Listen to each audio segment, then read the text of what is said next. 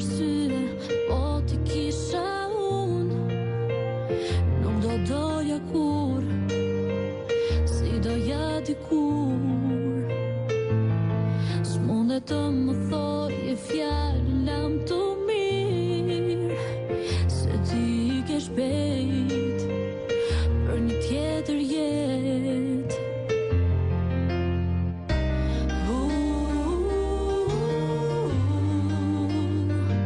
Ti nuk je aty se nuk je se ti e do, dhe u zgjohem në mëngjes, sikur jam me ty, dërgoj lutje lart në qen, por nuk vjen aty, dhe sa herë kujtime t'gjej, veten e gënjej, por ty s'të kthej. Ai shtat pa ty gjithmonë do mbetet poshtë, se nuk shtrihem dot, dhe po flen në tokë. Në mermer të ftohtë unë kokën e mbërtes, dhe gjej qetësi se vite ti. Dhe u zgjohem në mëngjes, sikur jam me ty, dërgoj lutje lart në qen, por nuk vjen aty, dhe sa herë kujtime t'gjej, veten e gënjej, por ty s'të kthej.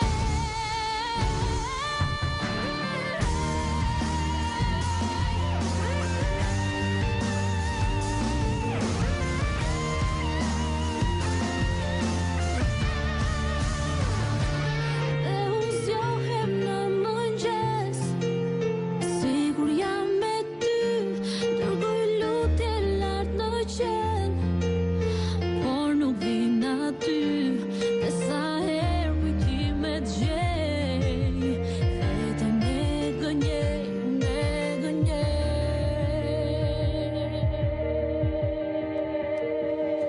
Dhe u zgjohem në mëngjes, sikur jam me ty, dërgoj lutje lart në qen, por nuk vjen aty, dhe sa herë kujtime t'gjej, veten e gënjej, por ty s'të kthej. Një milion arsye, po ti kisha unë. Vjen çdo natë në ëndrat e mia, dhe më prek nga dal, muzikë puthja ime, shpirt për ty kam mall.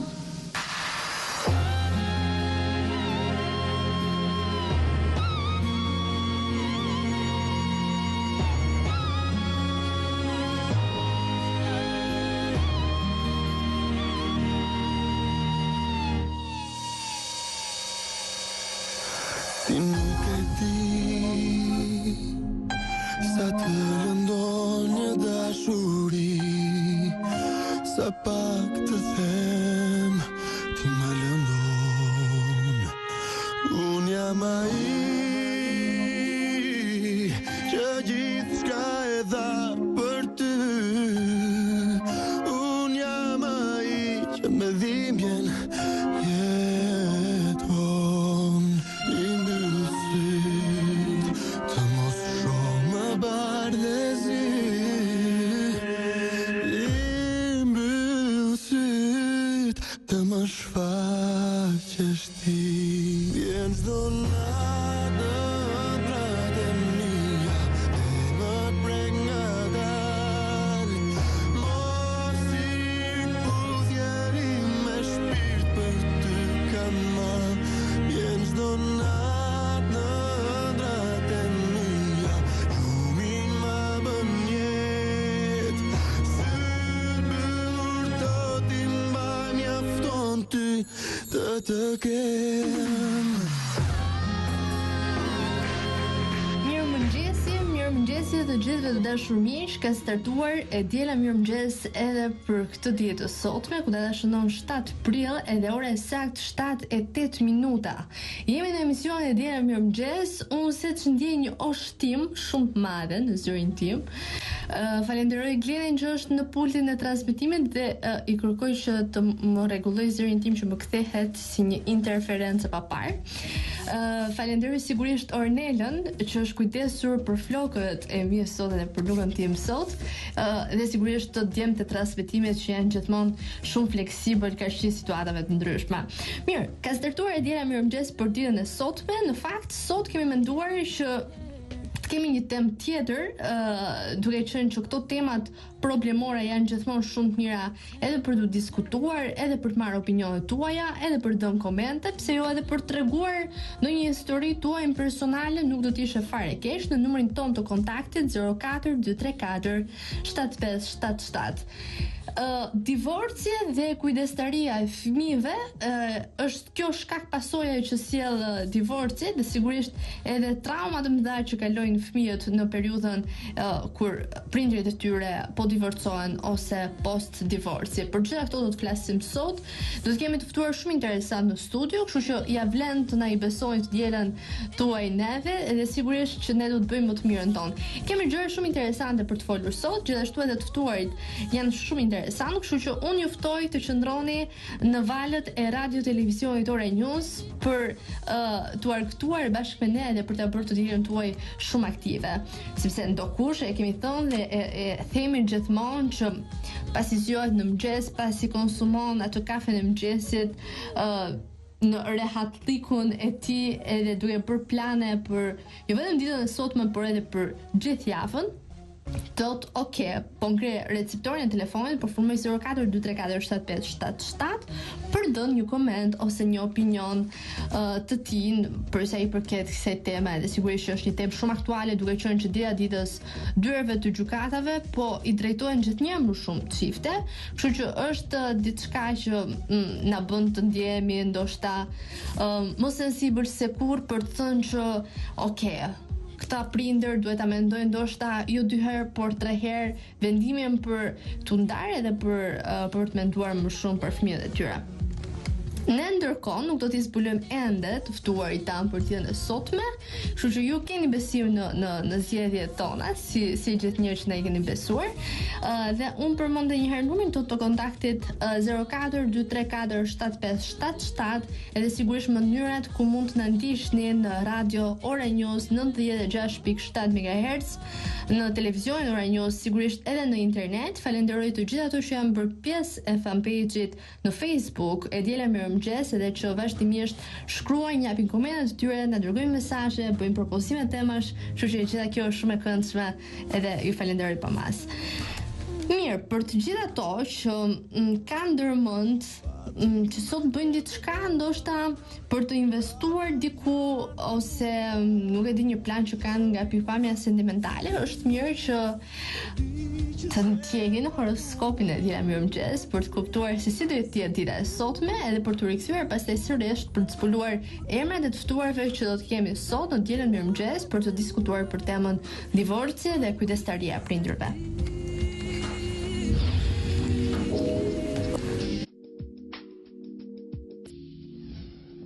Dashi. Për pjesën më të madhe të dashuruarve, kjo ditë do të jetë emocionuese dhe e mbushur me pasion të zjarrt. Në planin financiar, yjet do t'ju ndihmojnë të shkoni në rrugën e duhur dhe të mos keni probleme.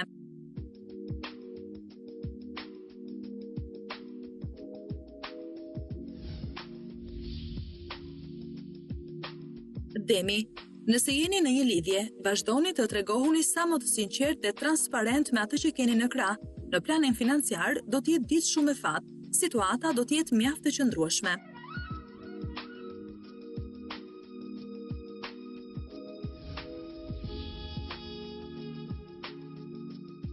Binjakët, jeta në çift nuk do të jetë ashtu si ju e keni pritur sot. Në planin financiar duhet të tregoheni të vëmendshëm dhe të matur.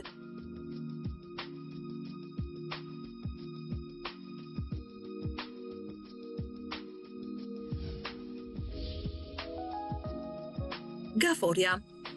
Dita e mirë kjo e sotmja për jetën e çift. Venusi do të sjellë harmoni dhe paqe në mjedisin tuaj, kështu që shfrytëzojeni sa të mundni çdo minutë. Financat duan më tepër kujdes.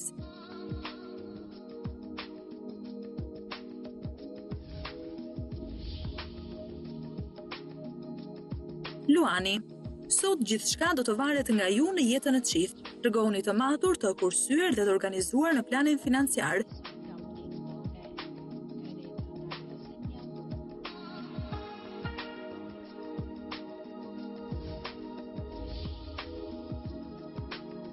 Virgjëresha. Jupiteri do t'ju sjellë fat gjatë kësaj dite në sektorin e dashurisë. Të ardhura do të rriten ndjeshëm. Megjithatë, kjo nuk do të thotë që ju të shpenzoni pa u menduar as pak.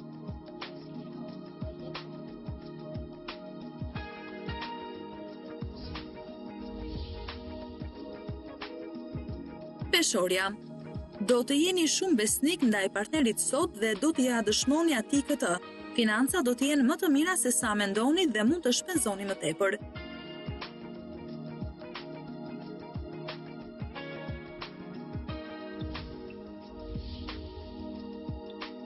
Akrepi. Flisni sa më hapur që të mundeni sot me atë që dashuroni dhe sqaroni çdo dyshim që keni. Financa do të jenë paksa delikate, sepse nuk i rezistoni dot dëshirës për të mos shpenzuar. Kujdes!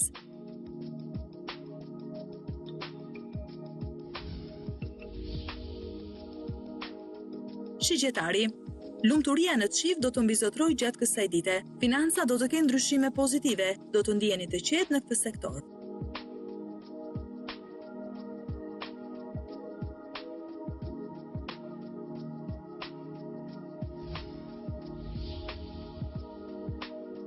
Britsjapi.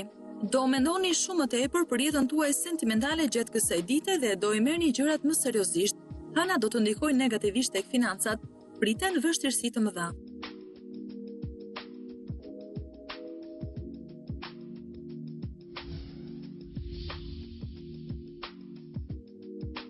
Ujori. Ka mundësi të vendoset pak distancë gjatë kësaj dite ndërmjet jush dhe atij që keni në krah. Në planin financiar nuk rekomandohen shpenzime të mëdha.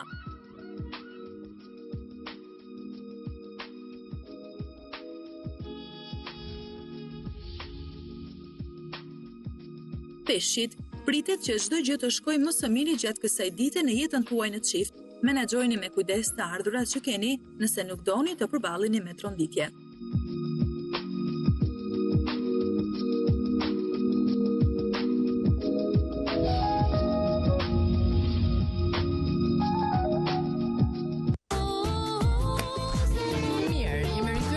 Dashur miq, ora saktë shënon 7:13 minuta, data 7 prill.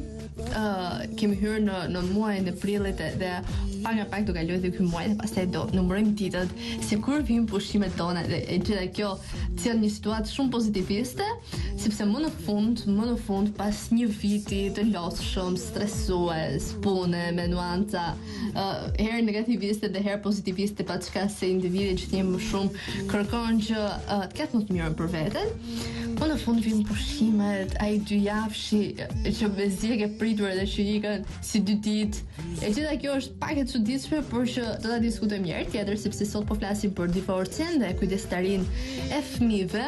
Janë ato që ndikohen më së shumti nga divorci, edhe sigurisht edhe për do të flasim edhe për sa i përket ndikimit që sjell ky divorc tek vetë fëmijët nga pikpamja psikologjike edhe nga pikpamja sociale e tyre. 04-234-757 është numri ynë i kontaktit. Falenderoj të gjithë ato që jam bërë pjesë e emisionit duke u sintonizuar në valët e radio televizionit Ora News për të na parë edhe pse jo për të na kontaktuar për të ndarë me ne komente dhe opinionet e tyre lidhje me këtë temën. A mendojnë ato se po shtohet numri i divorceve duke pasur parasysh edhe informacionet dhe azhurnimet e fundit qoftë nga media e shkruar qoftë edhe nga ajo audiovizive dhe për të kuptuar se çfarë mungon në shoqërinë tonë shqiptare, shpëndacon gjithnjë më tepër dhe po adresojmë gjithnjë më shumë drejt dyerve të gjykatës, duke qenë që ka një sër konfliktesh në çift që vijnë nga pikpamja ekonomike, ndonjëherë me justifikimin se kemi mos përputhje karakteresh, edhe që gjitha kjo situatë bie tek fëmijët e tyre që funde nuk kanë asnjë faj. Mirë, kemi një telefonat. Telefonata e parë për ditën e sotme në dielën Mirëmëngjes. Alo, përshëndetje. Mirëmëngjes nga New Yorku, Marsh. Kush jeni nga flisni? Me quaj Katina, jam nga Vlora, Okej. në New York. Manhattan. Oh, sa mirë, kemi një telefonat nga New Yorku.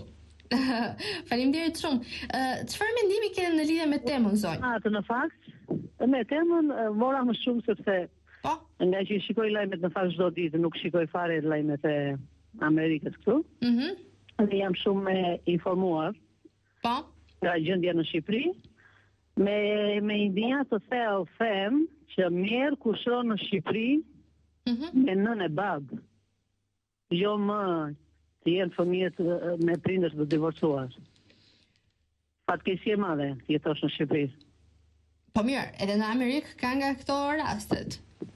Të mos e bëjmë kaq negativiste gjithë situatën. Dëgjoj, puna është, ekonomia në Shqipëri është shqiptarët janë në lumë. Në lumë, nuk e kuptojnë akoma.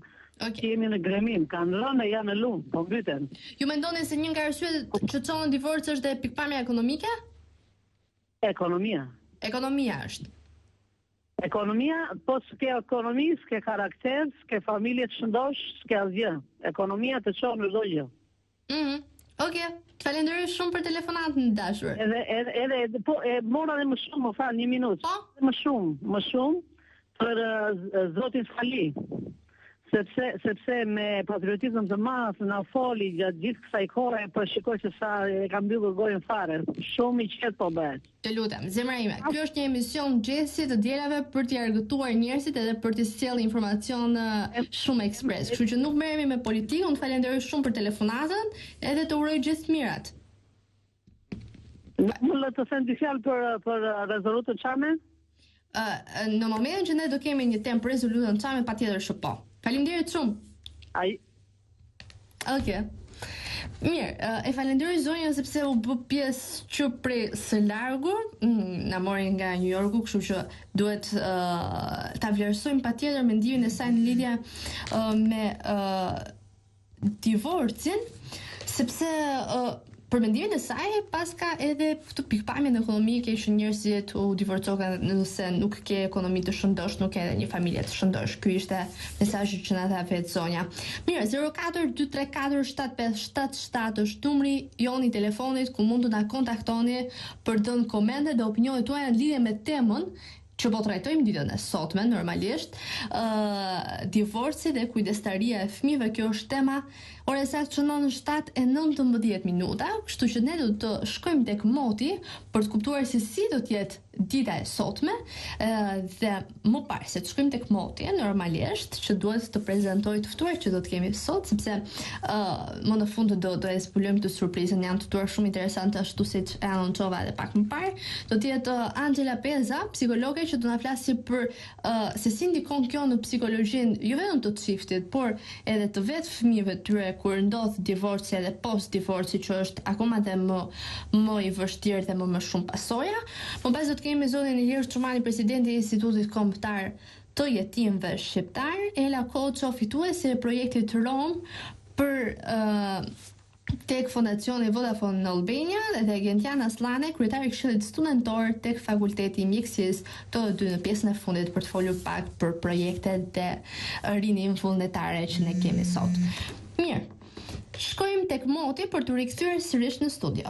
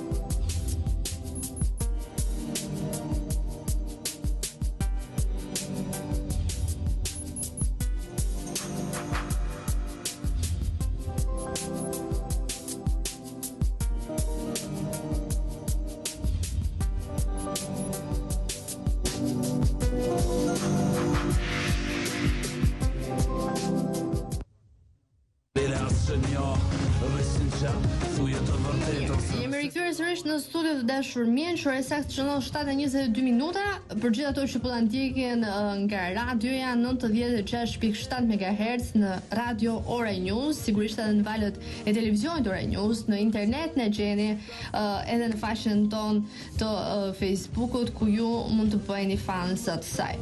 Mirë, do të shkojmë tani tek shtypi i ditës për të kuptuar se çfarë kanë rezervuar suplementet kryesore për ditën e sotme, edhe më pas për të kuptuar ato ushqimin ton të përditshëm pa të cilën dita jon nuk nis edhe nuk ka sens. Mirë, shkojmë tek shtypi i ditës. Nisim me gazetën shqiptare, e cila hapet me kryer artikullin e saj "Sherri në disko, vritet balerina, ngjarje aksidentale, dy grupe të rinj shpërleshen me njëri tjetrin me gota dhe Doreza Hekuri, konflikti vazhdon jashtë 50 dëshmitar të shoqëruar." Një shkrim që do e gjeni në faqen 7. Devoll përmbyset zetore në lumë, mbyten 2 gra, një shkrim në faqen 8. Nuk i dhe lekët e pensionit, djali masakron nënën me dru, një shkrim në faqen 8. Ligji i ri ku shfyen gate, dënim deri në 2 vite burg, një shkrim në faqen 6 të Gazetës Shqiptare. Futboll, legionarët e Ervin Bulku shënon në Iran 2 gola Kaplani, një shkrim në faqen 14. Blushi, Bashkimi Domosdoshëm, Rama PS LSI mbrojnë votat, Milo s'na pyeti për koalicione, një shkrim nga Darina Tanushi, që është në faqen 2 dhe 3. Martino Balluku në qeli me skafandër, një shkrim në faqen 10 dhe 11, kur mësoj si ishte arrestuar dhe Petri Tumja u çel në fytyrë, një dosjer nga Fatos Velio. Deputeti i PS-s Namik Dokle publikon në Facebook poezi për Berishën, një shkrim në faqen 5. Skënderbeu në penën e krye historianit turk, në brëndësi poezia Shoqëria e Shteti dhe eseja nga Octavio Paz, do ta gjeni në suplementin Milosao. Opinioni i ditës nga Ahmet Shari, kaosi që ngataron rrugë, një shkrim në faqen 12. Nga Kyço Blushi, do votosh a do mos votosh, kjo është çështja, një shkrim në faqen 13. Kemi përfunduar me gazetën shqiptare për të shkuar tek një tjetër gazetë e përditshme që është pikërisht shqiptaria.com.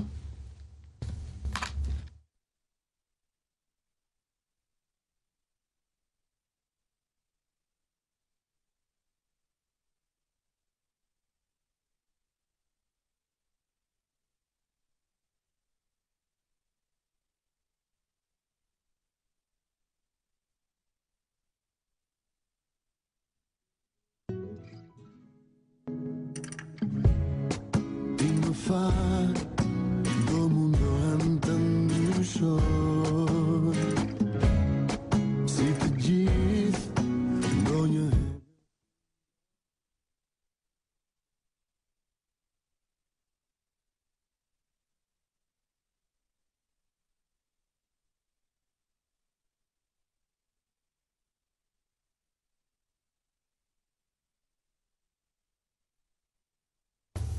Shqiptaria.com shkruan në krye artikullin e saj ministrat e PD-s iku LSI, kjo është rilindje. Polo, Imame, Shehu, Pernaska, entuziast për realitetin e ri politik, Shehu, jam i bindur që votat e LSI-s do të jenë tonat, një shkrim në faqen 2. PS LSI, Ljaja sot në Tiranë takon Ramën dhe Metën. Fundjava e zezë brenda një dite 5 viktima nga plumbi, druri, ujë dhe kromi. Djali vret nënën në Durrës, 2 gra mbyten në Devoll, Bulqiza merr viktimën tjetër. Shkrime në faqen 4, 5, 6 dhe 7. Koment nga Afrim Kresnishi, modeli klientelist si kërcënim, një shkrim që do e gjeni në faqen 11 të shqiptares.com. Sali Berisha i përjetshëm si ulliri, krahasimi pazakont, një shkrim nga Jakin Marena. Doktori kërkon t'i ngjaj pemës shekullore Vlonjati, ti e Skënderbeu ynë, një shkrim në faqen 8. Në suplementin Rilindasi, faqe 13 dhe 20, pavarësia letra e panjohur e Dom Nikol Koçorit. Histori 7 prilli, dita e fashizmit apo komunizmit. Një shkrim nga Ylli Polovina, fakte të panjohura nga për Qemal Stafën, Ahmet Zogun dhe pushtimin italian. Një shkrim në faqen 14 dhe 15. Intervista Banka dhe Financat, dështimi i madh, një shkrim në faqen 9, ku flet eksperti i financës dhe ekonomisë Enrico Ceko. Kemi përfunduar me gazetën shqiptaria.com për të shkuar tek një tjetër e përditshme dhe që është pikërisht Gazeta Tema. Gazeta Tema hapet me politik, PD sulmon kreun e PS-s për 21 janarin, Rama do rigjykohet pas 23 qershorit. Një shkrim në faqen 3. PS Berisha dështoi me energjin, një shkrim në faqen 4 të gazetës Tema. Berisha 2005-2012, 2 mandate me gënjeshtra, një shkrim në faqen 10 dhe 11. Ftesa e AK-s e janë sot në shesh të largojnë Berishën, një shkrim në faqen 5 të gazetës Tema. Ja se si u vra balerina doli për të sqaruar grupet rivale nga Lindita Çela, një shkrim në faqen 6. Dëshmit mungesa e urës solli vdekjen e 2 grave në Devol, një shkrim në faqen 7 të gazetës Tema. Editorial nga Mero Baze, a mund t'i besojmë një republike të re, një shkrim në faqen 8. Opinion, mos i detyroni historianët turk të flasin me dokumente, nga Necmedin Spahiu, një shkrim në faqen 8-9 të gazetës Tema. Nga Ilir Besha, konsumi i familjeve në rënje në vitin 2012, një shkrim në faqen 9. Altena brenda familjes, Tit Vasili mëson listën e kompanive që do persekutohen nga bashkia. Kemi përfunduar me gazetën Tema për të shkuar tek një tjetër e përditshme dhe që është pikërisht gazeta Koha Jon. PD hetim organizatorëve të dhunës së 21 janarit. Një shkrim në faqen 3 ku do të gjeni majoranca kërkon që t'jepet drejtësi mbi organizatorët, sponsorizuesit dhe autorët e dhunës në 21 janar 2011. Akuza Edi Rama, manipulatori i ngjarjeve fatkeqe, i përdor njerëzit për të marrë pushtetin me dhunë. Tiranë vritet balerina 26 vjeçare në mes të klubit të natës, një shkrim në faqen 11. Durrës, baba i 3 fëmijëve i merr jetën nënës për lekët e pensionit, një shkrim në faqen 12 të gazetës Koha Jon. Gjirokastër, biznesmeni mjeshtër bombash me telekomand, një shkrim në faqen 11.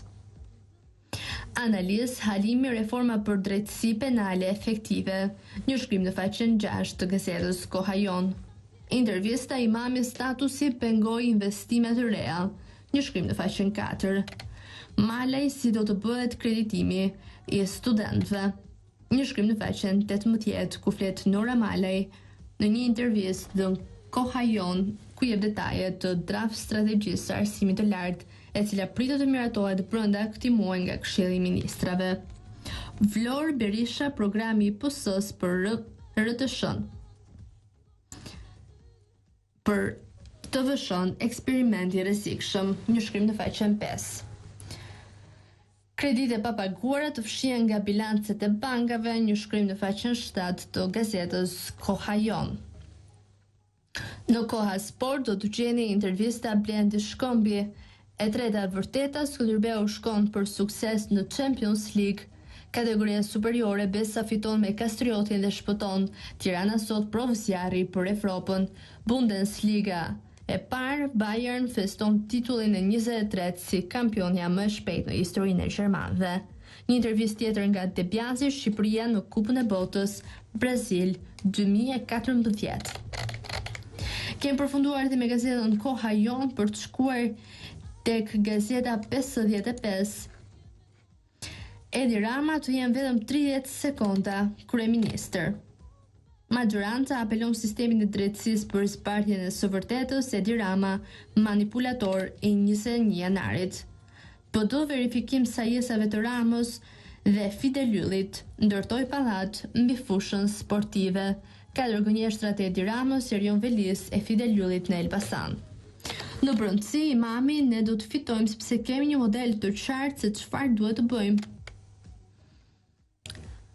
Në suplementin Letrat, në faqen 13 dhe 23, libri e shkrimtarit dhe publicistit Fahri Balliu, Arkitekti, një roman i kucimshëm i shkruar në diktaturë. Naum Veshil Harxhi, Ky rilinda si madh, një shkrim nga profesor Fedon Meksi. Një tjetër shkrim nga Spiro Miheli, Pushkini në duelin e pavdekësisë që do ta gjeni në brëndësi të gazetës 55. Në forum, qeveria e re tunisiane, një riprodhim i qeverisë së mëparshme që rrethoi revolucionin. PS, politika kokë poshtë me heqjen e TVSH-s, fermerëve do t'u kalpi prodhimi në fushë. Kryeministri Berisha, takim me fermerët e përpunuesit e ullirit në Vlorë, subvencionim për mbrojtjen e ullirit. Një tjetër opinion nga Qemal Sakajeva, s'ka dy frikra, ka një të vërtet. Kemë përfunduar te me gazetën 55 për të shkuar tek gazeta e përjavshme nacional, gazetë kulturore, letrare dhe politike. Ministri i Turizmit, Kulturës, Rinisë dhe Sporteve, shkrimtari Viser Zhiti, prezanton prioritetet e punës së tij, Museu i Spaçit, Trashëgimia dhe Turizmi. Zhiti, letërsia e mohuar nga diktatura të zërë fondin e duhur, një shkrim në faqen 20. Editorial Zhiti, Ministri i Kulturës, një pikë these në historinë e demokracisë, një shkrim nga Flamur Buçpapaj në faqen 20. A e mbështet media amerikane politikën liberale, një shkrim nga Jack Marina në faqen 2. Në brëndësi, do të gjeni kritika, poezi, tregime dhe përkthime të ndryshme. Gazeta Letrare Nacional, më e mira në botën shqiptare fol se poeti Skënder Sherifi vijon rrofimin e tij për poetët Xhevair Spahiu, Anton Papleka, Skënder Buçpapa e të tjerë, një shkrim në faqen 21. Drejtori i fushatës së presidentit Obama mbështet Ken Biberin, një shkrim në faqen 17. Kemë përfunduar edhe me gazetën nacional për të shkuar tek të përditshmet sportive dhe është pikërisht Panorama Sport. Tirana 10 milion për kokën e Skënderbeut, me Melli Muzaka Osmani do ndjet mungesa e shkëmbit në faqen 2 dhe 4. Besa Çikaleshi super mund i vetëm Kastrioti, një shkrim në faqen 5. Vllaznia Bushati e thyen tabu në Peshqin, një shkrim në faqen 7. Flamurtari Veliu dhe Gjoka ftes tifozëve do ju bindim, një shkrim në faqen 6. Tara Jurofej miqësinë me Baxho dhe Guardiolën, një shkrim në faqen 12 dhe 13. Dëbjasi si zbulova e trit Berishën nëpërmjet internetit. Dopjet e Kaplanit mori fund ankthi i dëmtimit. Pogradeci thyen Lushnjë, një shkrim në faqen 9 dhe 11. Luftëtari largohet edhe shenaj nuk më japin parat, një shkrim në faqen 6. Futboll femra bind Shqipëria fiton me Letonin, një shkrim në faqen 14. Bayern në fest, kampioni i Gjermanisë, një shkrim në faqen 20 dhe 21 të gazetës Panorama Sport. Juventus Vucinic shënderon zonjën, jep 3 pikë të arta, një shkrim në faqen 16 dhe 17. Milan Allegri ndaj Fiorentinën të tregojmë forcën, një shkrim në faqen 18. Spanjë Reali bën manita, Barça e kopjon, një shkrim në faqen 23. Kemi përfunduar dhe me gazetën Panorama Sport për të shkuar tek gazeta e fundit dhe është pikërisht Sport Express. Tifozët e Partizanit sot në stadium kundër Tiranës, një shkrim në faqen 2 dhe 5. Vllaznia Bushati mendon për 2014 kontakt me Ahmataj, një shkrim në faqen 7. Dinamo Kristotale është në prag të rënjes në të dytën, një shkrim në faqen 8. Shtanga histori Moldave në turneun europian të Shqipërisë, një shkrim në faqen 16. Komuniteti xhamit e Tiranës në një kampionat mini futbolli, një shkrim në faqen 17. Legionarët Burku e Kaplani gola shqiptar në fundjavë, një shkrim në faqen 13.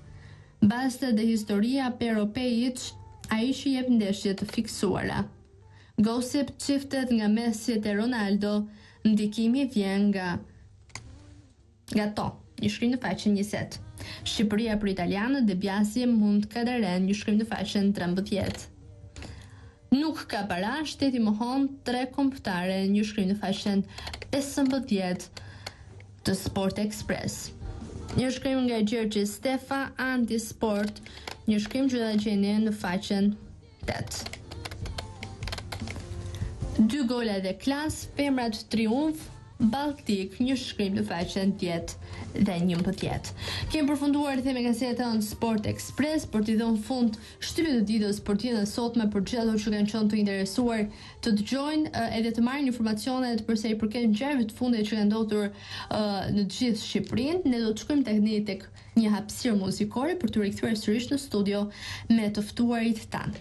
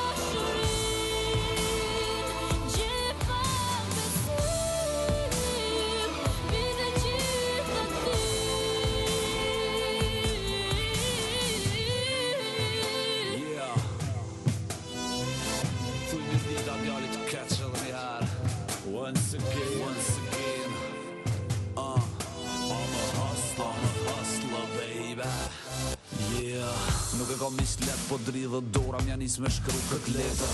Sigurisht që planet me të në stand-by për në herë tjetër.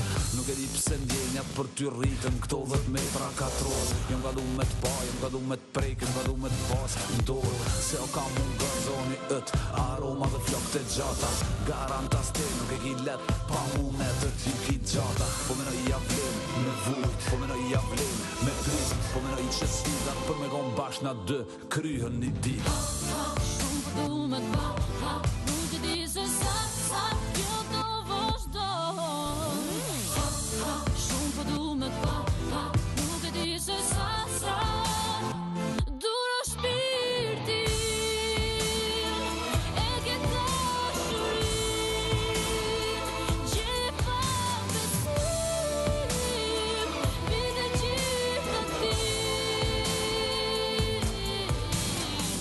Unë e di se pret prej meje me t'kërku falje sot. Problemet e mija njetën tane kam prodhimi e lot. E edhim pse moj kryt nall, kur e di se ty t'kom krafon. Ti edhin qa presun prej teje, vazhdo e qendro e fort. Cause I've been hustling, mas leve si drem. Jom ka du me t'pa, nuk e di se sa duhet me prit atë moment. Po menoj i javlin me vujt, po menoj i javlin me vujt, po menoj që sfidan për me kon bash na 2 kryon një dit. Duro shpirti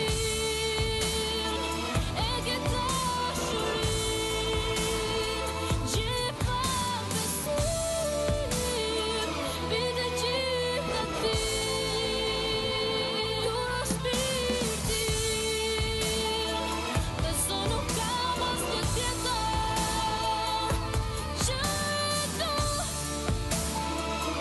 që e du më shumë se ti.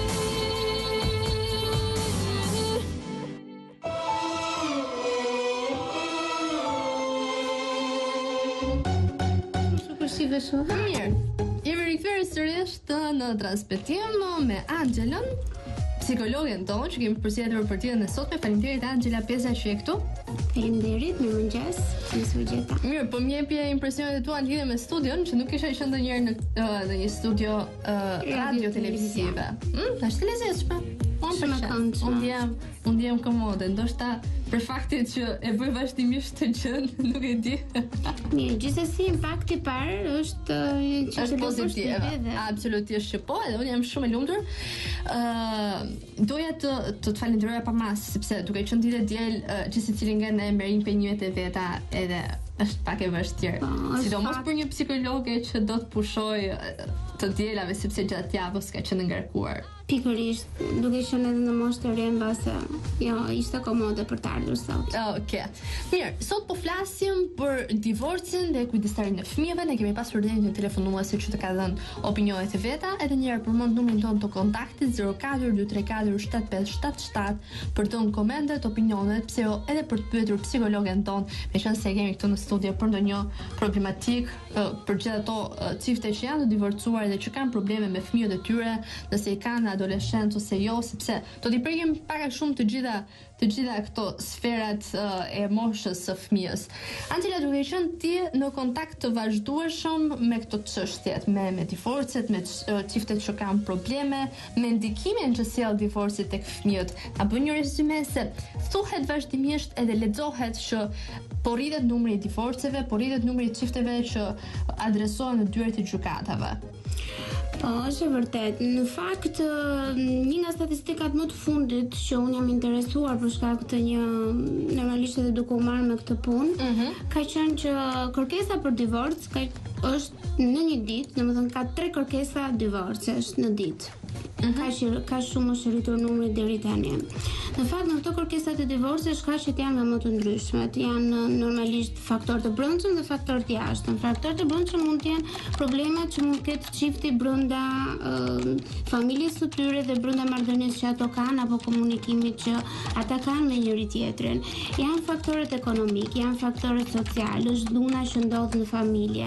Kemi gjithashtu edhe le të themi një rini të pajetuar nga ana e paktën e zonave rurale. Çdo thot një rini e pajetuar. Një rini e pajetuar është që ata e nisin shumë herët prindërimin e tyre. Ata e nisin shumë herët pa kaluar domethënë gjatë periudhës së adoleshencës e nevojshme. Gjatë periudhës së adoleshencës ato kalojnë normalisht direkt në stadin e të qenit grua, të qenit një bashkëshorte dhe në stadin e prindërimit. Pra akoma pa kaluar duke u rritur ato rriten bashkë me familjen e tyre dhe rriten bashkë me fëmijët e tyre.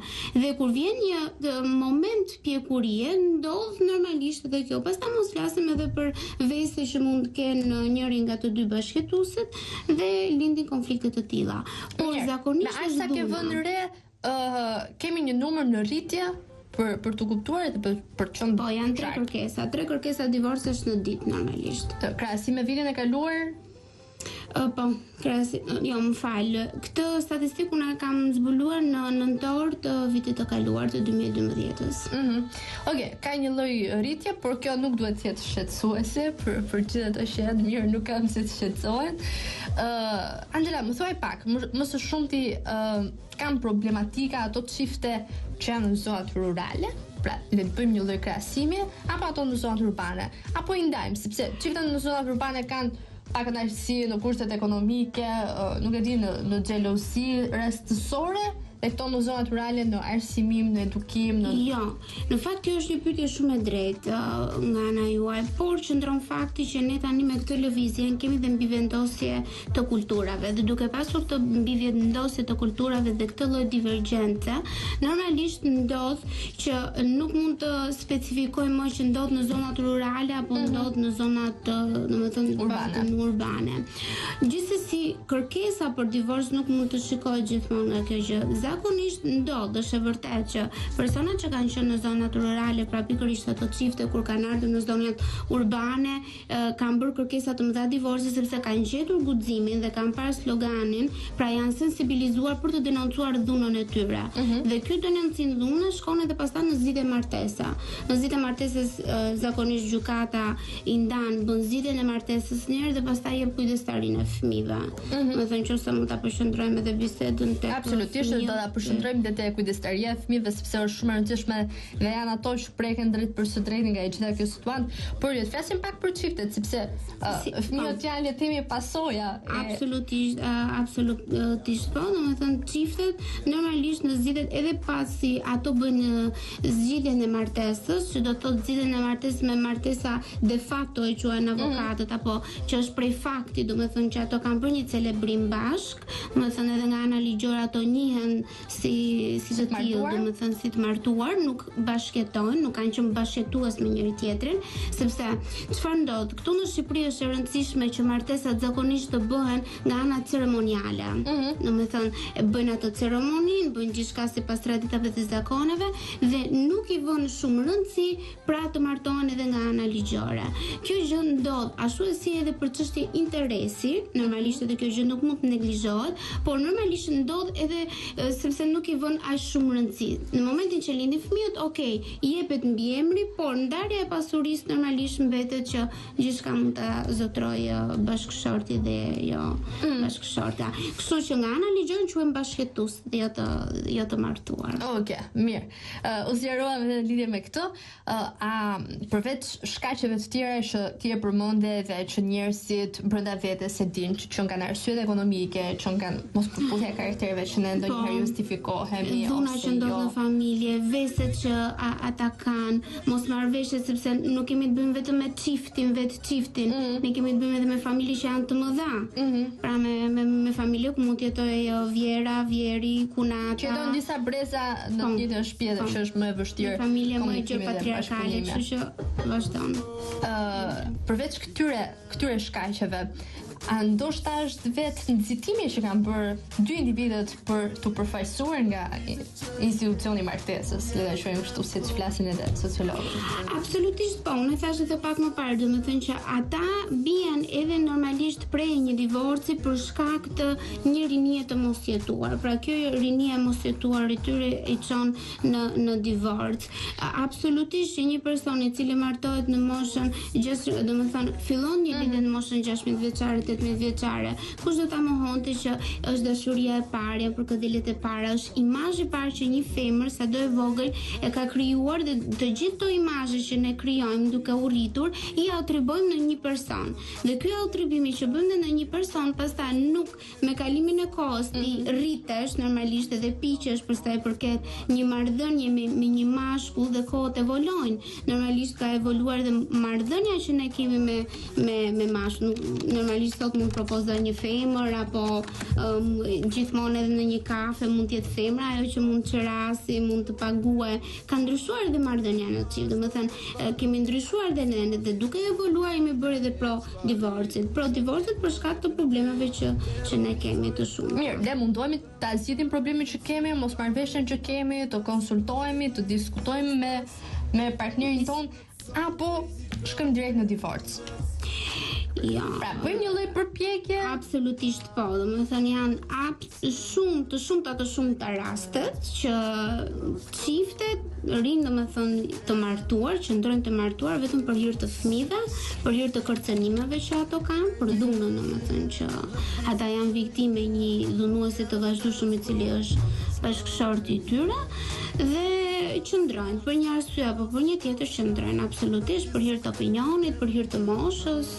Shumë faktorë qëndrojnë të martuar. Mire ka dhe nga ato që kur shkon deri te gjykata që përgatiten që gjithë letrat etj, mund të ndrojnë dhe mendje, ka ndodhur edhe kështu. Si janë rastet më të shumta që ndryshohet mendja gjatë rrugës të procesit të divorcit apo zakonisht nuk ndryshohet mendja, zakonisht janë kërcënime të shumta që ndodhin gjatë divorceve, si për psikologët kur shkojnë e bëjnë vlerësime të fëmijës, domethënë nga ana psikologjike, dhe normalisht kur ndiqet vlerësimi i fëmijës shkohet edhe te shtëpitë e të dy palëve, si të babait dhe të nënës, dhe kur shkohet për të bërë një vlerësim, edhe psikologja ka pjesën e saj ku ku mund t'i bëhet pak shantazh. Ku mund t'i bëhet pak shantazh apo ku mund të ketë një sjellje jo fort të hishme apo të komunikueshme për situatën që dhe për trysnin, presionin dhe anksin që ai ka gjatë kësaj situate. Mirë, për këshillimin e fëmijëve që i bën një psikologe në rastet e divorcit të prindërve, do të flasim gjatë pjesës së dytë. Pas orës 8, pas publicitetit e fleshit, po kemi edhe 4 minuta kohë për diskutuar për çiftet edhe për të thënë cila është ajo arsyeja më dominuese që ndodh divorci. Okej. Atëherë, në një çift normalisht e rëndësishme dhe ajo që ne quajmë që është diçka shumë e mirë dhe që psikologët këshillojnë gjithmonë, kur diçka e vogël nuk shkon, duhet të ketë një urë komunikimi. Nëpërmjet kësaj ure komunikimi arrin që marrëdhënia të shkojë mirë. Nëse ti njëri nga palët, pra nga partnerët, ka diçka që nuk shkon, ka diçka që nuk i pëlqen, të mundohet dhe të reagojë që në fillim. Mos i lësh që gjërat të akumulohen, derisa të arrin në një moment kur gjërat nuk shkojnë më, pra nuk ecin ashtu siç duhet dhe marrëdhënia nuk është më si më përpara. Dhe kur të dy çiftet, domethënë kur të dy palët përballen me njëri tjetrin, në shumicën e rasteve ata habiten dhe mendojnë domethënë që po pse ti je mërzitur për këtë gjë, po pse kjo nuk ka shkuar kështu, sepse nuk i kanë diskutuar. Dhe pikërisht duke i lënë gjërat të shkojnë deri në atë pikë, ikën pastaj kryet një mbivendosje e këtyre gjërave negative, krijohet stresi, krijon gjëra që nuk e durojnë më njëri tjetrin saqë nuk merren më vesh. Dhe çfarë do të thotë kur nuk merren më vesh, siç themi në përdita, në këtë përdita që ne themi është pikërisht ky stresi që ato akumulojnë dhe kjo dashuria, kjo ndjenja, kjo mirëkuptimi i bie që të qëndrojnë në hije, pastaj dhe mos ketë një komunikim ashtu siç duhet. Kjo është këshilla që zakonisht gjërat që nuk shkojnë ti komunikojnë, ti sqarojnë, të gjejnë alternativa, të gjejnë një rrugë të mesme për të vazhduar rrugtimin që ato kanë nisur për të qenë të dy bashkë dhe për të pasur ato familjen e shëndetshme që kanë. Komunikimi është mbi të gjitha normalisht. Për mendimin tënd, po ndodhin më shumë divorce kohët e fundit të kërkuara nga vetë femrat për arsye se femra në shoqërinë shqiptare ka marrë një pozitë tjetër, nuk është më ajo e varur ndaj ekonomisë dhe financave që sjell bashkëshorti në shtëpi, po ka punën e vet, ka perspektivën edhe një lloj profesioni. Absolutisht janë këto faktorët e jashtëm, ashtu siç e thash edhe pak më parë, faktorët e jashtëm janë pikërisht këto për pozicionin që po merr gruaja, domethënë dita ditës se si po evoluon me të drejtat e barabarta që ato kanë, plus që dhe kërkesat e divorceve zakonisht nuk janë vetëm nga femrat, janë edhe nga meshkujt. Meshkujt për çfarë dhe femrat për çfarë? Angela, jam shumë kurioze të di. Nuk kam tërmend të... Femrat zakonisht janë divorce për dhunën, për veset, për pijeta alkolike, dhuna është mbi zotëruese dhe janë normalisht ka edhe shkaqe për mos përputhje karakteres që nuk merren më vesh, kanë mbaruar dashuria për tradhti bashkëshortore. Ndërsa nga meshkujt për tradhti bashkëshortore, domethënë zakonisht shkojnë apo mbas edhe për një martesë të dytë që nuk e duan, mos përputhje karakteres, ka pasur dhe raste jo shumë të mëdha, shumë të vogla, ma ato të paktën që kam asistuar unë edhe në rrugë të tjera. Do të raste të vogla? Ja, do ta them tani, raste të vogla kur burra denoncojnë dhunën që ato kanë nga gratë. Po, ky që nga shumë lajm i mirë. Okej. Pyetja e fundit, në 1 minutin e fundit, a mos ndoshta po abuzohet gjithnjë më shumë me këtë frazën klishe mos përputhje karakteresh? Atëherë, unë këtë... Sipas mendimit të... Absolutisht, sipas mendimit të psikologëve, shiko, kur një çift nuk shkon më, cilado qoftë arsyeja, që dikujt mund t'i duket shumë e vogël, dikujt mund t'i duket shumë e madhe. Për aq kohë sa brenda një çifti diçka nuk shkon, nuk duken më dhe nuk rrin bashk, është një arsye shumë e mjaftueshme për t'u ndarë. Për aq kohë sa ai nuk e ndjen më atë personin dhe nuk do më të vazhdoj një bashkëjetesë martesore dhe të jetë bashkëshort me personin tjetër, nuk ndihet mirë, është një arsye mjaftueshme për t'u ndarë. Aq më mirë kur nuk ka fëmijë në mes. Okej. Mirë, ne pas orës 8 do të flasim për rastet kur ka fëmijë në mes dhe ndikimin e divorcit tek vetë fëmijët. Angela do qëndroj me ne dhe do jetë me ne edhe Ilur Çumani, presidenti i Institutit Kombëtar të Jetimëve Shqiptar. Shkojmë në publicitet, shkojmë në flesh dhe rikthehemi sërish, qëndroni me ne.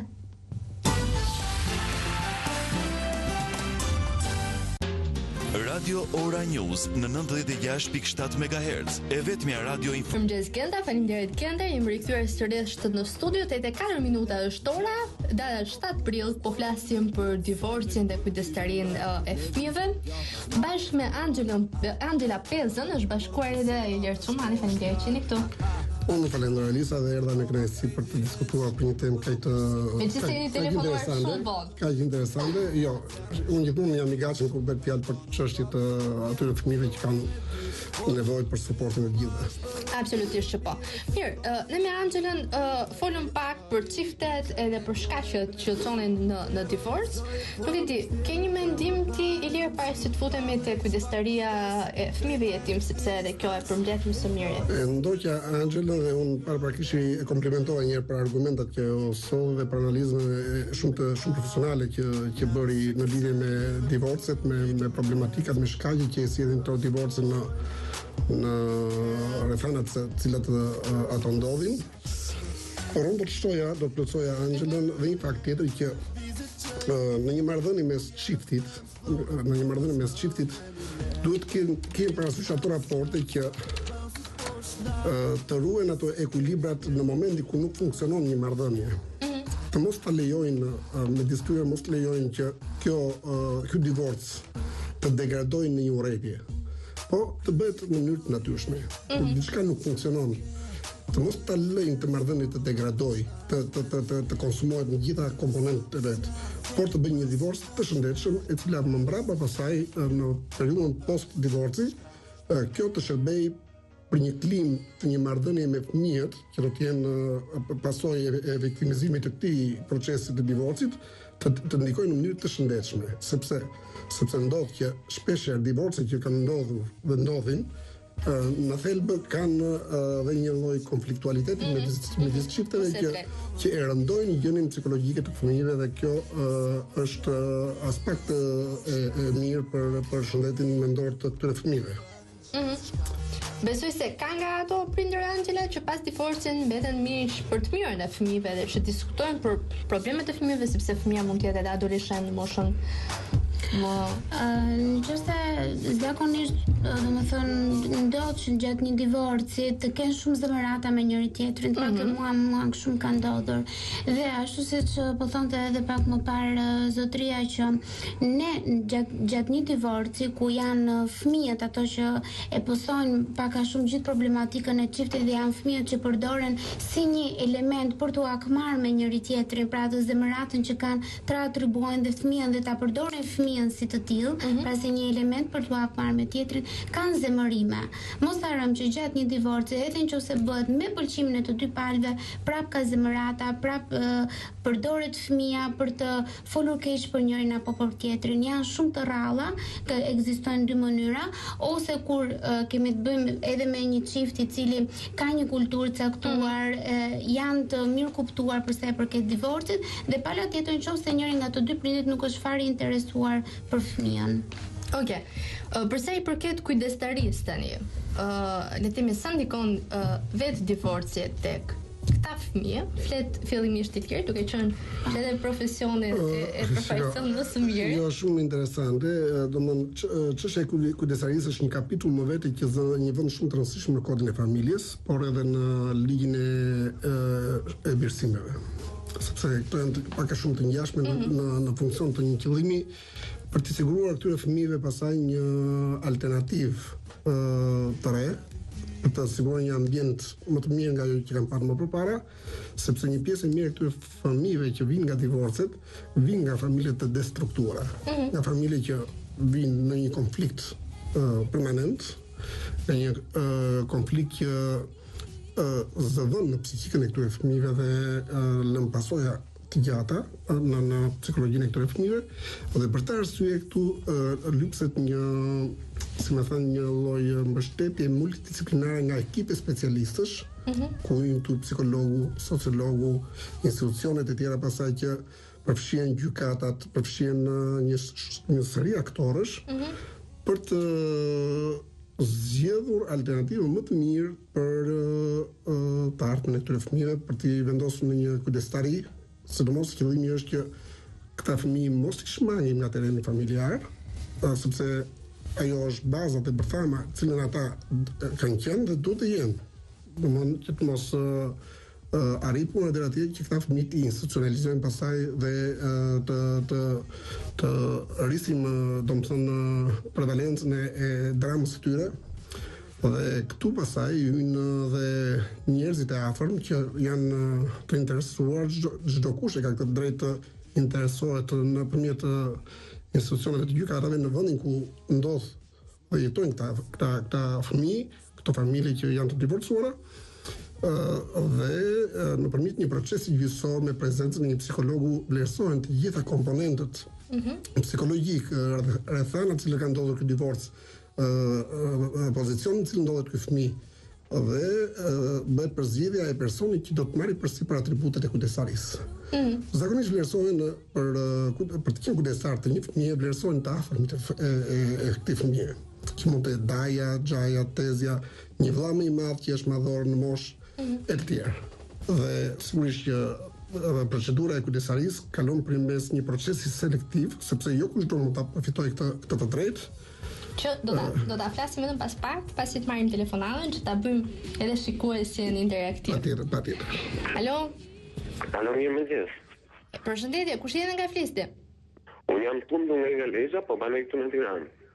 Okej. Më thuaj pak çfarë mendimi ke në lidhje me temën?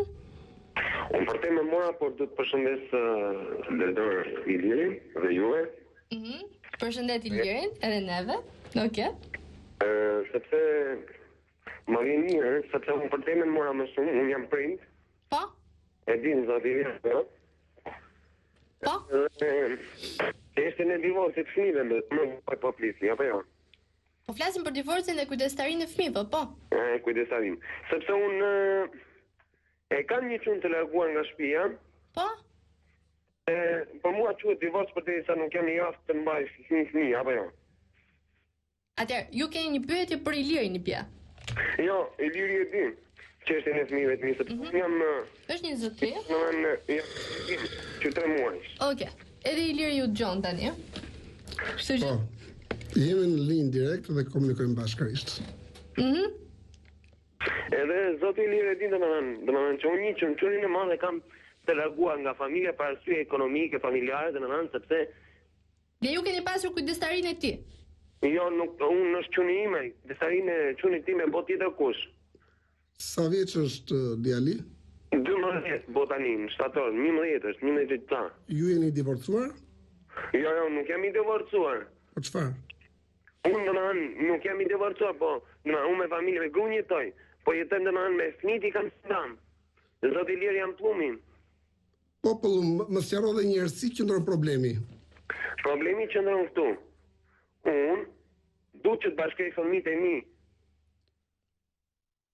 Do të bashkosh fëmijët e tu? Po. Po fëmijët pse janë të ndarë fëmijët nga familja juaj? Janë të ndarë për arsye ekonomike, familjare të dobta shumë. Po? Sepse kam kërku nga shumë domethënë institucione, shumë njerëz që të ndihmojnë që unë t'i bashkoj 3 fëmijë dhe t'i kem të bashkë. Që të shkojnë 2 vëllezër të shkojnë bashkë. Aktualisht po unë fëmia 12 vjeç, ku banon dhe kush kujdeset për të? Quni më jeton në Lezhë tek një familje që e kam lënë unë. Po? Edhe ajo familje të trajton shumë mirë. Ju e keni lënë thjesht, domethënë në mirëbesim apo diçka, një marrëveshje kështu gentleman, si themi ne, apo me procedura ligjore, kujdestarie nëpërmjet gjykatës apo rrugëve të tjera që veshje që deri në ditën që unë, domethënë ditën nëse unë do të bëhem shumë mirë, unë fëmijë, ajo fëmijë më sjell pa probleme. Të kuptova pullum, pra çështja është që ju jeni shqetësuar që për arsye ekonomike keni larguar nga familja juaj një fëmijë tek një njeriu juaj i besuar, që ai të kujdeset për të dhe të mbështesë të fëmijë për të vetëm arsye sepse ju nuk e përballoni anën ekonomike dhe kërkesa që ka ky fëmijë apo jo. Okej, telefonata do ta marrim përgjigjen pasi mbylli telefonin. Kuptova. Për mos e bërë shumë komplekse për gjithë ato që po na shikojnë dhe dëgjojnë. Ilir, si mund ta ndihmojmë zotrin dhe pastaj Pra, unë kuptoj një gjë. Madje një rastin e Pëllumit është një shembull shumë i mirë për të kuptuar që ka njerëz të tillë që përballë vështirësive të mëdha financiare dhe ekonomike, ky pëllumbi është rritur vetë jetim, është i martuar, ka krijuar me forcat e veta familjen, ka 3 fëmijë, ka sjellë 3 fëmijë në jetë. Sigurisht kushtet ekonomike e bën atë që të përballet me shumë vështirësi, dhe pse ai ndeshet me vështirësi të tilla, përsëri përpjekja e tij është që të mos i largojë fëmijët nga gjiri familjar. Në kushtet dhe rrethana në cilët ai ndodhet, thotë që kam lënë fëmijën tek njeriu i besuar që të më vi për ndihmë, sepse ai është njëri bamirës, dhe unë dua që këtë fëmijë ta rikthej përsëri në familje. Ai është në dorën e tij ta rikthej. E rëndësishme është që në qoftë se njeriu që kujdeset për të fëmijë është njeri i besueshëm, është njeri me integritet, është njeri që garanton një mbarvajtje dhe një kujdesari të shëndetshme për të fëmijë, nuk ka asnjë gjë të keqe që një gjë të tillë të ndodhë. Sigurisht që fëmia është në kujdesarinë e plumbit, është në Deri në momentin që gjërat nuk janë bërë ligjore? Absolutisht, kjo nuk quhet një kujdesari, është thjesht një marrëveshje gentleman, është në mirëbesim tek njeriu i afërm që ky e ka që jeni në ndihmë në ditë vështira. Domethënë është ajo që dikur në para viteve 90 ekzistonte një akt i solidaritetit njerëzor mes familjeve, sepse familjet ishin më të lidhura dhe ai që ishte më i mundur kujdeseshe për atë që ishte më i pamundur, dhe për gjëra të tilla ka nevojë sot shoqëria shqiptare, për gjëra të tilla, dhe unë e falenderoj Pullumin për sakrifikimin që bën ai për gjithçka për ta fëmijë që të mos i largojë nga familja, por të bëjë ç'është e mundur që t'i rrisi dhe ti integrojnë në jetën normale të shoqërisë. Angela? Po, me sa kuptova drejt, domethënë edhe mesazhi që përsolli Iliri ishte që Pëllumbi rriste vetëm njërin nga fëmijët, jo të tre. Dy fëmijë rriste. Dhe një fëmijë ka lënë te njeriu i afërm. Mirë, janë ngjarje që ndodhin? Absolutisht që ndodhin, por posë gjistit fisnike dhe të gjitha këto, unë do të thoja që kur ka 3 fëmijë, të 3 duhet të rriten bashkë, të 3 duhet të rriten me figurat prindërore si të nënës dhe të babait, sepse momentin kur ato rriten, pastaj normalisht ka gjithmonë një pse mos zgjodhe mua, mund të ishte dikush tjetër, pse isha unë, se unë nuk rrita me figurën e 2 vëllezërve apo motrave që mund të kenë. Është fëmia duhet rritet po me të njëjtën stres sociale apo ekonomike që janë rritur edhe 2 vëllezërit e tjerë. Pra është një bashkësi që duhet të rriten në mënyrë të njëtrajtshme për mos bërë këto diferencime, sepse ka probleme të tjera gjatë rritjes pastaj. Nëse fëmia që është rritur në një mënyrë të shëndetshme si nga ana ekonomike ashtu edhe nga ana psikologjike, pa atë iden e të ngrënit, pa kompleksin e të shkuarit në shkollë dhe të pasurit gjëra materiale, në momentin që mund të kthehet një ditë te prindri i tij, mund të hasi problematika të tjera pastaj. Unë jam dakord në parim dhe në planin profesional dhe psikologjik, psikologja e trajton shumë çështjen e gjurmëve që lë pikërisht ky stadi normalisht me atë pjesën ky lloj procesi, sepse vërtet në psikikën e këtij fëmije ndodh ajo që pse mos zgjodhi mua dhe nuk zgjodhi ato. Por ajo që unë vlerësoj tek Pëllumbi, sepse unë një personalisht këtë djalë është ideal për të admiruar, është fakti që ai nuk e besoj që ai të ketë shkëputur marrëdhëniet afektive. Ndoshta ai ka lidhje kaq të afërta me atë familje që ndoshta edhe për ditë mund ta shikojë. Dhe nuk e vën dyshim këtë gjë, por ai thot për shkak të rrethanave sociale dhe ekonomike që un kam, nuk dua që un këta fëmijë tu arrendoj pozicionin dhe mundësinë ekonomike që në një ditë keq pastaj mund të çoj këta fëmijë në shtëpinë e fëmijës dhe të përfunojnë dhe këta si puna ime. Absolutisht. Pra përpjekjet e tij janë kaq fisnike që nuk e ka dërguar në një institucion, po e mban pra një njeriu të besuar, mban marrëdhënie afektive dhe kjo është një diçka normale që mendoj që. Kjo është një zgjidhje më e mirë se ta dërgonte në Sigurisht. Angela, duket sikur ndonjëherë janë më të predispozuara prindi femër për të pasur kujdestarin kur ndodhin divorcet. Në fakt kjo është pak a shumë një pyetje më shumë ligjore se sa përpara se kemi një telefonat. Ju kërkoj shumë ndjes. Alo, përshëndetje. Dua t'ju bëja një pyetje drejt për drejt drejtuesave të emisionit në këto momente. Po, me drejtuesen. Dora vet. Ju lutem, ulni pak zërin e radios ose të televizorit tuaj. Po. Në kushtet. Po. Kur janë ndarë, unë jam një gjysh. Kjo pyetje shkon për Ilirin dhe psikologën, sërish, se mund të jesh ja moderatore e emisionit. Po, më thoni, zotëri, çështjen, si keni problemi? Nga ligjërisht çifti, po, dhe jetojnë në distancë mjaft të largët dhe kujdesaria ishte dhënë në nënës. Po. Dhe drejta e babait për ta marrë fëmijën është çdo 2 javë. Nga e shtuna deri ke diela në mbrëmje. Çdo 2 javë, do të thonë një herë në 2 javë apo jo? Një herë në 2 javë, po. Kështu parashikon. A nuk do ishte e udhës dhe e këshillueshme sepse fëmia pak më parë ju e trajtua më mirë që ka nevojë për të dy prindrit.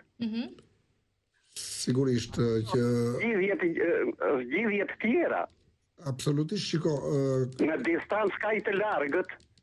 Ku jetojnë prindrit e fëmijës? Prindrit e fëmijës jetojnë në Shqipëri, po në qytete të ndryshme. Në qytete të ndryshme apo jo? Në qytete të ndryshme. Dhe është dhe për shumë arsye, për 24 orë të vesh të marrësh një fëmijë 500 kilometra larg dhe ta sjellësh dhe ta çosh është shumë e vështirë. Çfarë zgjidhje do të rekomandonit ju lutem ju si specialist? Shiko, unë mendoj kështu që vendimet e gjykatave janë vendime gjykatash të bazuara mbi aktet ligjore, se si funksionojnë ligjet në vendin tonë. Janë vendimet që janë të padiskutueshme dhe ato duhet të respektohen në mënyrë rigoroze.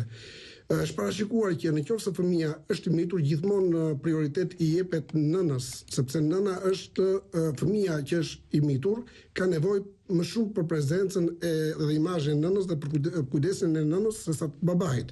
Por kjo nuk i mohohet e drejta palës tjetër që është prindi që është babai, për të patur marrëdhënie me fëmijën sipas kushteve që ka vendosur gjykata, një herë në 2 javë, domethënë të shtunë të diel për të takuar. Arsye që thonë juve që ata janë në distancë të largët me njëri tjetrin, unë mendoj që mund të ekzistojë edhe një marrëveshje midis dy prindërve, një marrëveshje domethënë edhe që të ketë në fokus edhe anën njerëzore dhe edhe mirëkuptimin, që mbase mund të tolerohet midis të dy personave që mbase të shtohet edhe një ditë më shumë. Të merret në konsiderat që nëse nuk merret të shtunë, le të merret të premten. Por gjithsesi ligji kështu parashikon dhe nuk është i rrep dhe rigoroz dhe nuk mund të lë ekuivok. Pra, vetëm me marrëveshje të dy palëve zotri. Me marrëveshje të dy palëve mund të gjetë një gjuhë e përbashkët për të marrë vesh që fëmia ta ndjej prezencën e të dy prindërve edhe pse ata janë në kushte të një divorci. Mund t'ju bëj edhe një pyetje, ju lutem? Ju lutem shumë shpejt. Po. Në qoftë se nëna që ka kujdesarinë marrëtohet, ky fëmijë mund të vazhdojë të jetojë në kushtet e një familje të re të nënës kur nuk është martuar dhe jeton me prindrit e tij? Patjetër, nëse është i mitur dhe gjykata ka vendosur përsëri kujdesarinë që ta ketë nëna, sigurisht që kjo nuk e privon nënën të krijojë një status të ri, të një martese të re, sigurisht që në një marrëveshje që do të ketë me partnerin tjetër, që të pranojë dhe kushtet e tjera që ky fëmijë do të jetë pjesë e kësaj lidhje martesore. Do me thënë duhet i drejtojmë gjykatës për këtë problem, nëse kjo do të ndodhë. Jo, nuk skepse të drejtojë gjykatës, është drejta e nënës të martohet, siç është drejta e babait të martohet, por marrëdhëniet në bazë të një vendimi gjykatës do të respektohen për të parë fëmijën. Trajtove pak më parë, do më falni që më të afërtit e fëmijës janë dajua, janë xhaxhaj. Po unë mendoj se më të afërtit mbas nënës dhe babait të kujdoj fëmijë janë gjyshrit e të dy palëve. Për sa kohë ata janë jetën fizike, janë fizikisht të pranishëm në jetë, të drejtën për të kujdesur për ta fëmijë kanë prindër biologjik. Kur janë të ligjshëm. Sigurisht janë të ligjshëm, ata janë të ligjshëm, sepse janë divorcuar. Zotri, unë të falenderoj shumë. Presoj t'ju kemi ardhur sa do pak në ndihmë. Ju faleminderit ju. Që trajtoni një çështje mjaft të rëndësishme. Çdo të mirë. Faleminderit. Okej, ka raste pafund të tilla që ndodhin edhe që janë me specifika ndryshme nga njëra tjetra. Kemi vetëm 3 minuta kohë për ta përmbyllur dëgjojmë shumë dy histori shumë interesante edhe që në fakt besoj se i ngjasojnë treqeriku të historive që kemi atje. Shiko, çështja e divorceve në këto vitet e tranzicionit dhe sidomos në kushtet shoqërisë shqiptare po përballet me një krizë të thellë ekonomike dhe me probleme të mëdha sociale, është një çështje që duhet të shqetësojë në radhë parë institucionet shtetërore për një politikë bërë më të mirë, me qëllim që të vinë në ndihmë atyre familjeve që janë në risk, sepse një nga shkaqet e divorceve pikërisht janë kushtet ekonomike. Është varfëria që ka kapluar çdo qelizë të familjeve që janë në risk, dhe për të arsye lypset një rol të rëndësishëm duhet të luajë pushteti lokal për të asistuar me programe mbështetëse pikërisht këtyre familjeve me qëllim që t'i japi një shans më shumë që ta mbajnë fort të familje dhe të mos kalojnë në aktin ekstrem të divorcit. Përjashto ato raste pasaj kur në marrëdhënie mes çiftit nuk funksionojnë për arsye të karaktereve, të personaliteteve që kanë çiftet me njëri tjetrin, të arsyeve të ndryshme siç janë tradhtit bashkëtorë apo gjëra që kanë të bëjnë me destruktivitetin dhe me agresivitetin e njëri pala apo palës tjetër, por kur hyn në mes çështja ekonomike, rol të rëndësishëm duhet të luajnë institucionet përgjegjëse të pushtetit lokal që të jenë sa më pranë me programe sociale pranë këtyre familjeve me qëllim për të shmangur një destruktivitet të një familje, një shpërbërje të familjes, sepse risku më i madh bie mbi fëmijët, por bie edhe mbi shoqërinë. Kur nuk kemi një familje të shëndosh, ne nuk kemi një shoqëri të shëndosh. Një shtet potencial kuptohet atëherë kur është prezent me programe mbështetëse pranë këtyre familjeve me qëllim që ta ruajmë bërthan familjare dhe të ruajmë të shëndetshme edhe shoqërinë. Edhe pastaj për ta mbyllur me Ilirin dhe për të vazhduar me Angelën, për të pasur edhe fëmijë të mirë edukuar, të shëndosh psikologjikisht, edhe besoj se kjo çështje e kujdestarisë është pak më e vështirë te fëmijët jetim. Sigurisht kur bëhet fjalë për kujdestarinë për fëmijët, gjithmonë mundja të shkon tek fëmijët që humbasin kujdesin prindëror. Domthonë tek ata fëmijë që janë të privuar nga ky kujdes, janë të stigmatizuar dhe të distancuar, të privuar për të patur pranë një familje.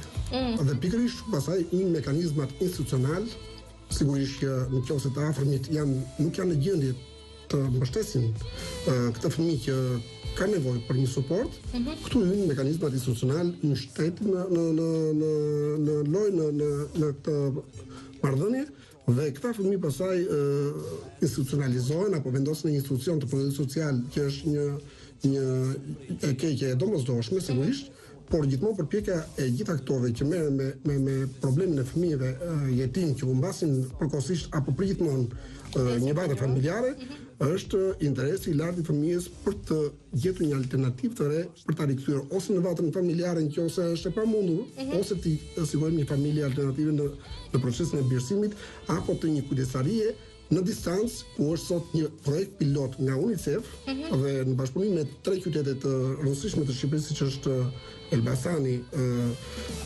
Tirana dhe Shkodra, po aplikohet një projekt pilot të shërbimit të kujdestarisë në komunitet. Që do të thotë shteti hyn me programe sociale, pra njerëzve që janë në familje, mbështeten financiarisht për të kujdesur për ta fëmijë që humbasin kujdesin prindëror. Angela, një fjali shumë shkurtimisht. Po, dy këshilla do jap. Atëherë për çiftet që kanë probleme me njëri tjetrin për mos të arritur në divorc të kërkojnë këshillet e tyre siç janë konsulenca të martësore në çift, dhe e dyta për fëmijët që mos e përdorin fëmijët si një element për t'u akmarrë me njëri tjetrin. Angela Peza, Ilir Çumane, faleminderit që ishit këtu. Faleminderit. Publicitet, këngë, rikthehemi sërish në të tjerën mirëmëngjes.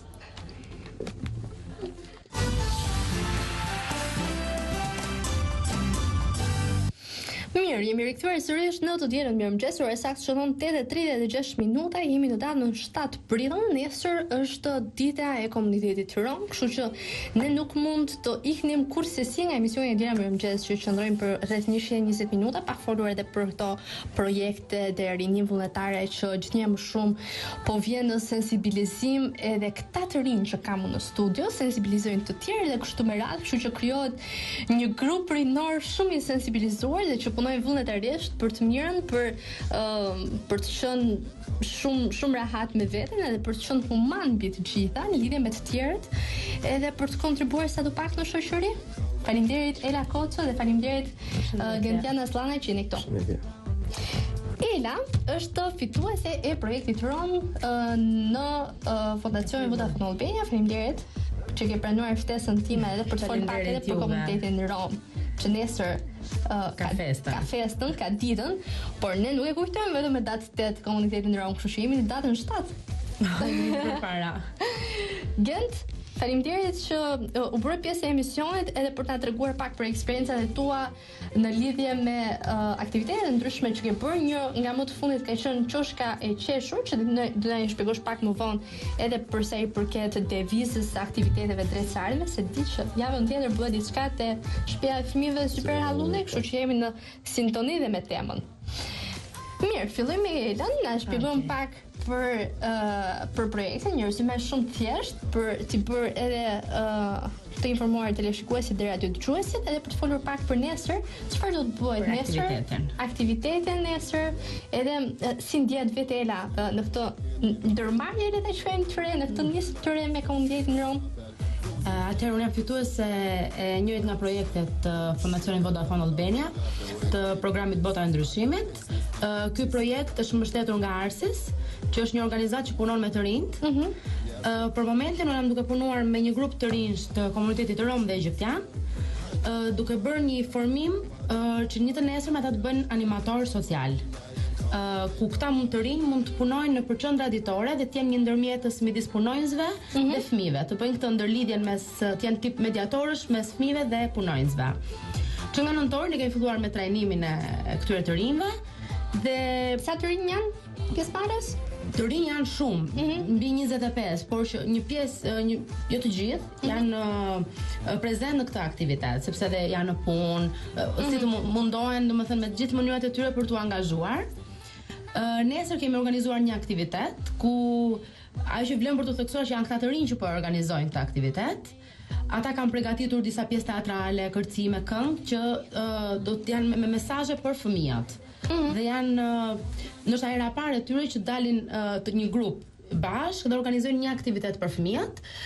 Ky aktivitet do të organizohet tek Ish Parkurinia, ku do kemi fëmijët e disa qendrave ditore dhe janë pikërisht këta të rinj me këtë nismën e tyre për të organizuar një aktivitet për fëmijët.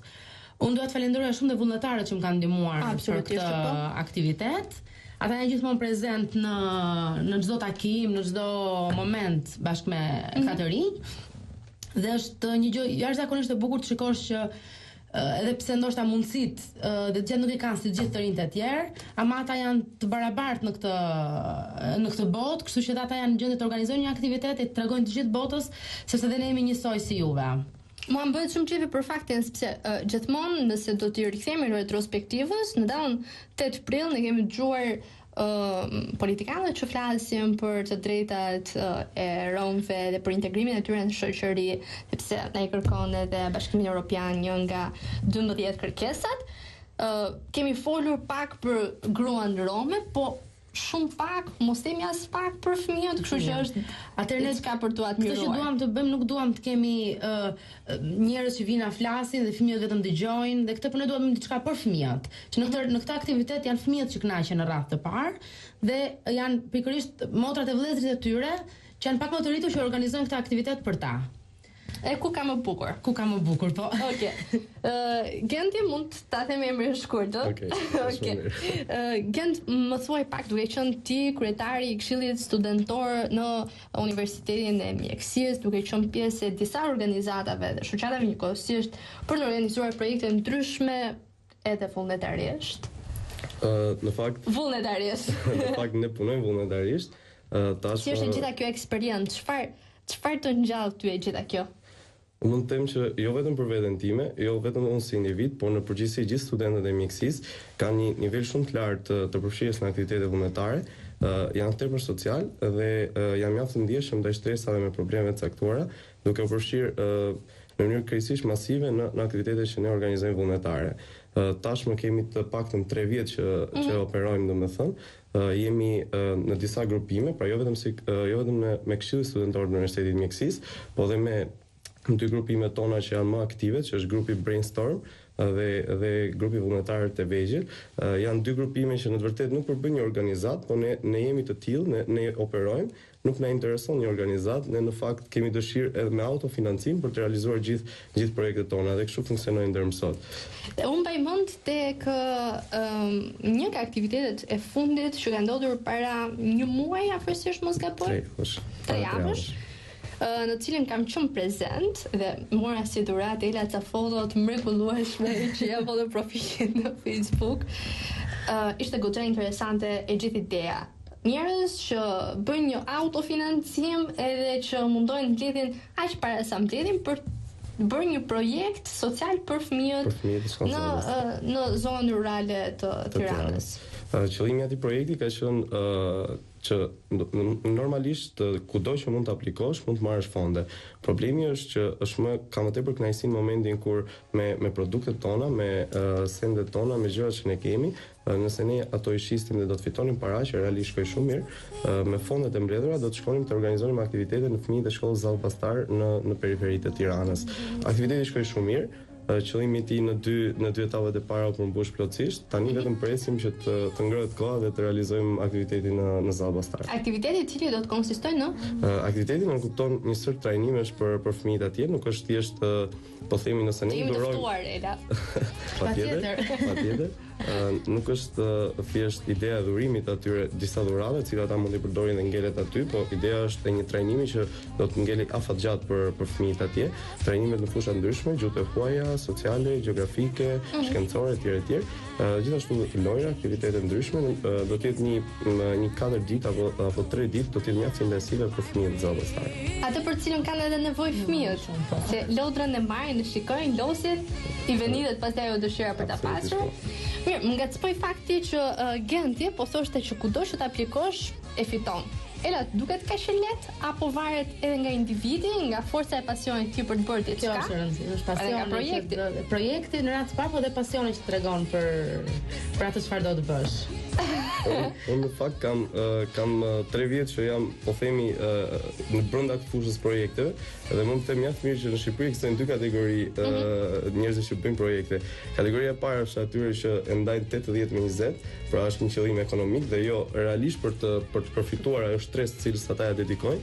Dhe kategoria e dytë është ajo kategori të cilët kur ne kemi aplikuar, e kemi përdorur, kategoria që ne kemi synim të bëjmë mirë, kemi synim që duke i bërë të tjerë të lumtur të ndihemi vetë të lumtur dhe ndihemi mirë dhe prandaj them në momentin që kemi projekt i cili ndoshta nuk ka një kosto kushtetit të madhe, sepse ka dhe projekte që janë ndaja dhe sigurisht është e vështirë financimi i tyre, por ato projekte që ngelet brenda një kosto të madhe ekonomike, përgjithsisht të hapet një derë në momentin që troket. Absolutisht. Është bukur, është vështirë nga ana tjetër të merresh me një stres të tillë sociale, kaq shumë të diskriminuar, kaq shumë të tërhequr, kaq shumë të stigmatizuar. Është për mua, unë kam vite që punoj edhe në fushën e vullnetarizmit dhe në animacionin, por është një ndër eksperiencat më të bukura që po kaloj, të punosh me ata të rinj, të cilët si thua dhe tia kanë qenë gjithmonë të diskriminuar, kanë qenë gjithmonë të lënë jashtë aktiviteteve dhe ti shikosh ata që angazhohen, marrin një angazhim, përpiqen dhe japin gjithë pasionin e tyre për të organizuar diçka ose për të qenë prezent, është një ndër gjërat më të bukura që po kaloj këtë kohë.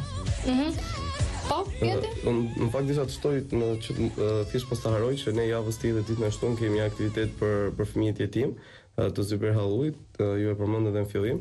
Aktiviteti është mjaft interesant, unë ftoj gjithë ata që duan të bëjnë pjesë, sidomos studentët, edhe në fakultetet tjera, jo vetëm në brenda Universitetit Mjekësisë. Aktiviteti do të realizohet në ambientet e qendrës Don Bosco, është një aktivitet që ka në 3, po themi, në ndarje kryesore. Fëmijët do të shkojnë atje, do të ndjekin një film animativ, më pas do të illustrojnë lojra të ndryshme, jo vetëm sportive, por edhe lojrat shpejtësia, icebreaker etj.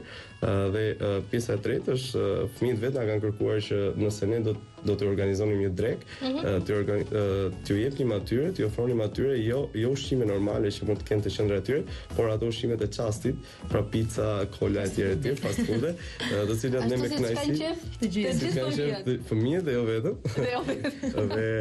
Dhe ne me kënaqësi u kemi thënë po dhe do ta realizojmë. Kështu që çfarë ore bëhet ky aktiviteti? A ditë do hakemi qytet? Fillon ora 9 ditën e shtunë deri në ora 1. Okej. Ela unë doja që nesër t'ju ftoj bashkë me grupin e vullnetarëve që keni prezent në këtë aktivitet që organizohet nga vetë të rinjt. Dhe unë kam gjatë të aktivitetit kamera te kartolina që më ka sjell Ela është një detaj shumë special që i shkon Elisës e të dielës mirëmëngjes, kështu që duhet kemi vlerësimin maksimalist për këtë gest kaq të bukur dhe kaq lezetshëm. Këtë kartolinë kam përgatitur vetë të rinjt me rastin e këtij aktiviteti. Dhe duam t'ia dhurojmë disa personave të veçantë që na kanë ndihmuar për këtë aktivitet dhe me qenë se ne ishim këtu sot. Okej, le të tregoj njërin në kamera se unë edhe jam mobilizuar, kam marrë Stewardlab sot. Është shumë gest i bukur, edhe shumë e lezetshme që vetë fëmijët kanë bërë një gjë të tillë, edhe ka diçka pas, ka një shënim, sepse ne jemi me të drejta të barabarta, ashtu siç ne gjithë preferojmë. 8 prill 2013. Është një gest shumë i bukur që Ela do më japi një autograf tani. Dhe i shkon të dielës mirëmëngjes, gjitha kjo. Okej. Mirë. Po jam shumë e lumtur kur marr dhurata. Kështu që jeni aty tjetër programon ai gjë. Mendoj për sonën tjetër atë. Okej, është gjithmonë shumë lezetshëm të kemi të rinj që përkushtohen edhe të rinj që japin gjithë pasionin e tyre, edhe kohën e tyre, që kontribuojnë edhe në vlera monetare vetë për të asistuar në këtë gjë të madhe. Keni vënë ju një sens bashkëpunimi me të rinjt e tjerë vullnetar? Atëherë unë kam që keni. Okej, para se të përgjigjesh Ela, të kërkoj shumë ndjes, kemi një telefonat. Alo, përshëndetje. Alo, përshëndetje. Kush jeni nga flisni? Unë jam një zoj nga Tirana, e cila jam i Mozatela. Po kam një fëmijë të gocës, se unë e kam shumë në gjendje të rëndë. Edhe i kam marrë dhe kujdestarinë e gocës, të çunit. Po. Tashi, unë kujdes për atë fëmijë, jam gjyshja. Po. Edhe kujdesem për atë fëmijë.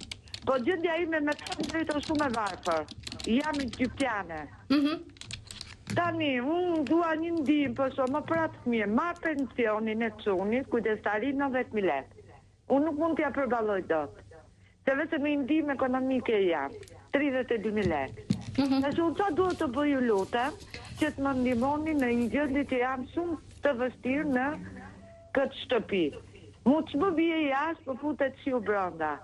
Pastaj, kam edhe këtë pyetje tjetër, mu jam pa dy pa penxer, më tha me çu fëmijë në shtëpinë e fëmijës. Po.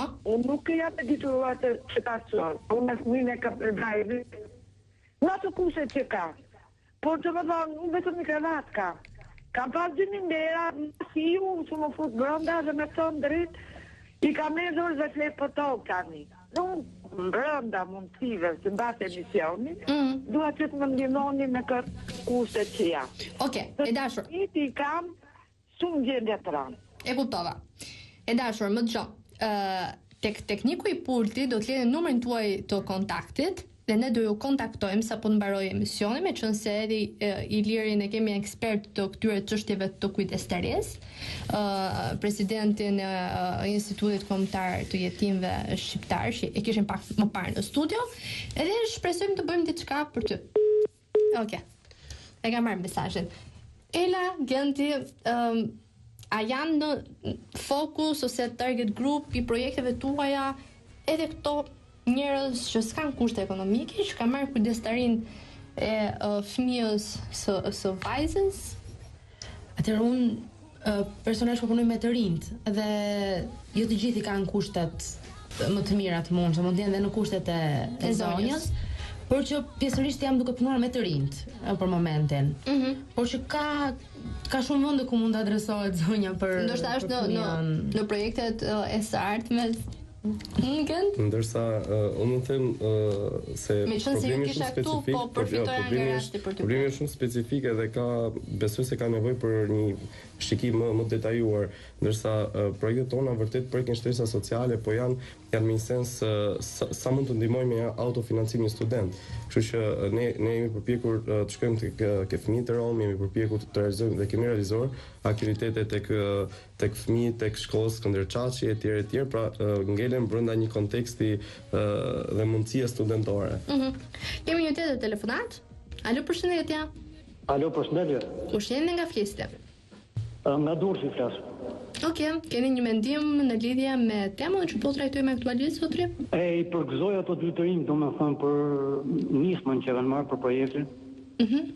Por desha të them, unë jam një djalë i çift i ri, domethënë me grupa punë, me 2 fëmijë të vegjël, me shtëpi me qira, më kupton? Po. Dhe nuk di desha ti pyes. Dini ju keni menuar në herë domethënë se si mund funksionoj ndoshta për bashkitë e rrethave do bëhet në gjë për strehimin, për kulturën e fëmijëve, se si do t'i rrisim ne këta fëmijë, më kupton? Ju keni fëmijë aktualisht zotri? Kam 2 fëmijë të vegjël. Keni 2 fëmijë të vegjël, të moshave? Një në qerë dhe një në kopër. Okej, mirë. I pyesim të ftuarit që kam në studio. Ju falenderoj për telefonatën, edhe që e ndat problemin tuaj me ne. Zotria kishte një problem, ishte në kushte të vështira ekonomike, siç është tretëreku i shqiptarëve të Shqipërisë. Dhe po thoshte, a keni ndërmend ndonjë projekt për këto fëmijët, meqense jemi te fëmijët, kishte një fëmijë në Kopër dhe një në Çerte, në përbashkitë e ndryshme të qyteteve. Pra jo brenda Tiranës, me sa kuptova ishte nga Durrësi. Po besoj ka dhe aktivitete në Durrës, nuk është vetëm Tirana që merret me me aktivitete. Kështu që ky është një rast frymëzues. Po duhet parë për një aktivitet në vazhdimsi, sepse deri tani domethënë aktivitetet tona kanë ngelur brenda Tiranës dhe nuk është se jemi zgjeruar në qytete të tjera të Shqipërisë, por që është një spunt e mirë për të ardhmen, është një ide e mirë për të realizuar në të ardhmen. Vuajmë ne nga fakti që ju përfaqësoni këtë target grupin, aktualisht të romëve, dhe nuk po në përfaqësoni neve që ne kemi 1, 2, 3, 4, 5 gjëra. Ela? Me qënë se tashti varet nga iniciativa që marrë. Ne kemi marrë këtë iniciativë për romët, kështu që jo, janë target grupet e tjera? E da quajmë xeloz për Jo, nuk e shikoj këtë gjë. Nuk qenë se këta janë pak më nevojtarë në këtë gjë.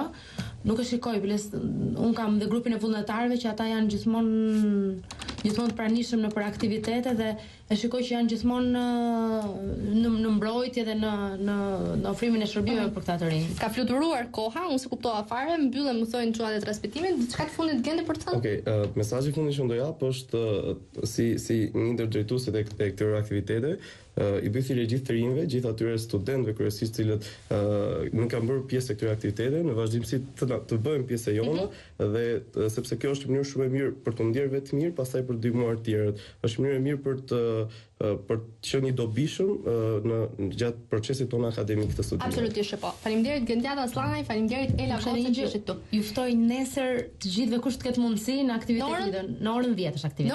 Në orën 10 do të jemi gjithë tek Ish Parku Rinja. Faleminderit shumë dashur miq që ma besuat mua dhe të djerën mëngjesin tuaj të së dielës. Ju uroj një ditë shumë të këndshme dhe një javë shumë të mbar. Ne takojmë sërish të dielën e ardhshme nga unë Elisa Gjirani. Miru takofshim.